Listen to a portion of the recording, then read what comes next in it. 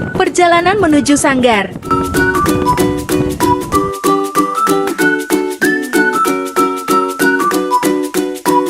Karir dan penghargaan pemilik sanggar.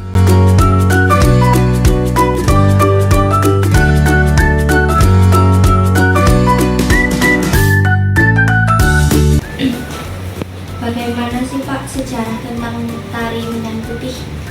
Oke.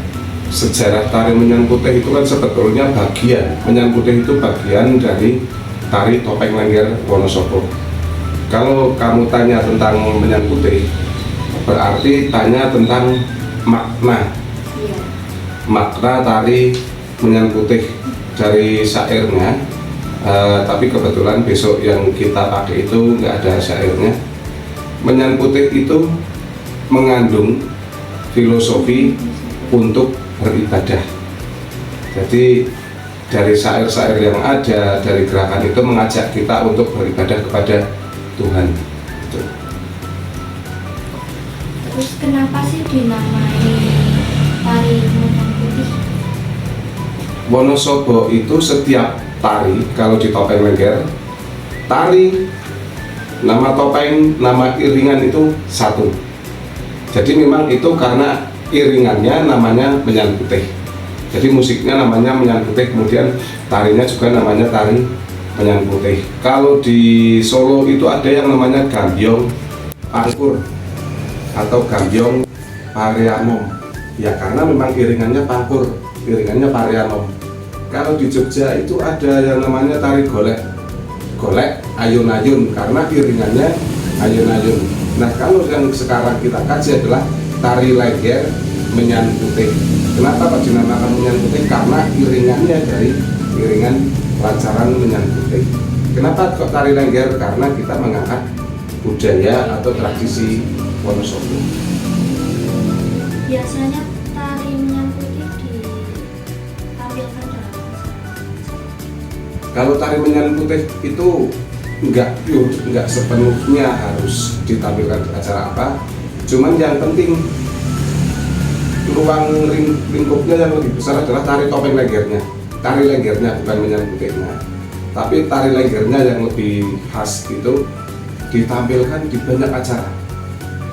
Misalkan bisa di hajatan, upacara selamatan desa, kemudian Idul Fitri, kemudian penyambutan tamu-tamu yang datang di kampung kami, kemudian mungkin bisa hari besar seperti memperingati 17 Agustus, Sumpah Pemuda itu biasanya 5 Oktober hari ABRI, itu sering. tujuan dari tari Menyan Putih. Tujuan dari tari Menyan Putih, kami menggarap tari Menyan Putih itu sebetulnya untuk memasyarakatkan tari Lengger di kalangan masyarakat yang awam tarian.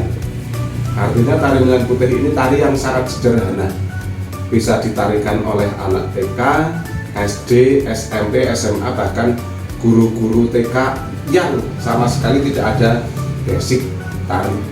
Memang kami mengkaji tari itu supaya banyak orang yang bisa bergerak atau menarikan tari Lengger. Kalau di keunikan dalam tari Menyan Putih, Keunikan dalam tari Menyan Putih gerakannya sangat sederhana. Uniknya di situ. Karena apa?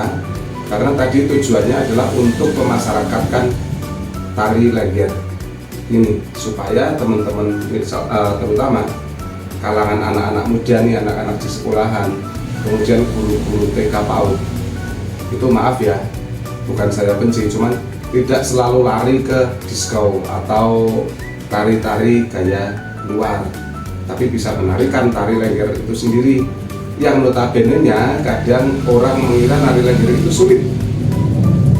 Kita mencoba menyederhanakan gerakan jadi gampang untuk dipelajari ya. Untuk pola lantai yang digunakan, Pola lantai yang digunakan itu Menyan Putih itu cenderung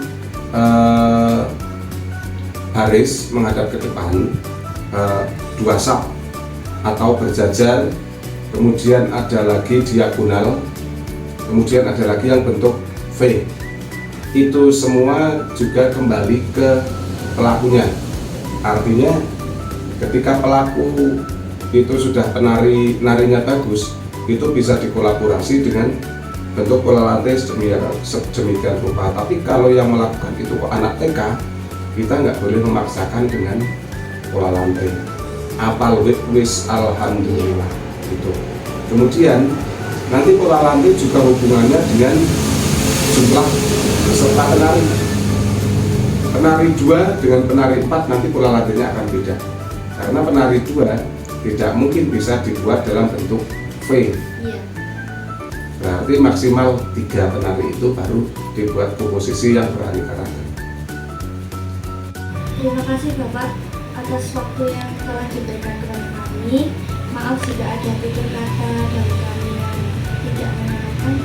Mohon maaf. Wassalamualaikum warahmatullahi wabarakatuh. Waalaikumsalam warahmatullahi wabarakatuh. Terima kasih juga, sukses selalu. Amin. Amin. Latihan dengan pemilik sanggar.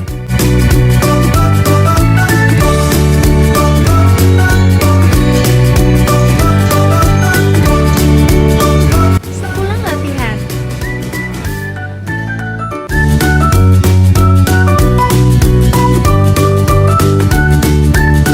latihan mandiri saat kegiatan P5 berlangsung di dalam kelas.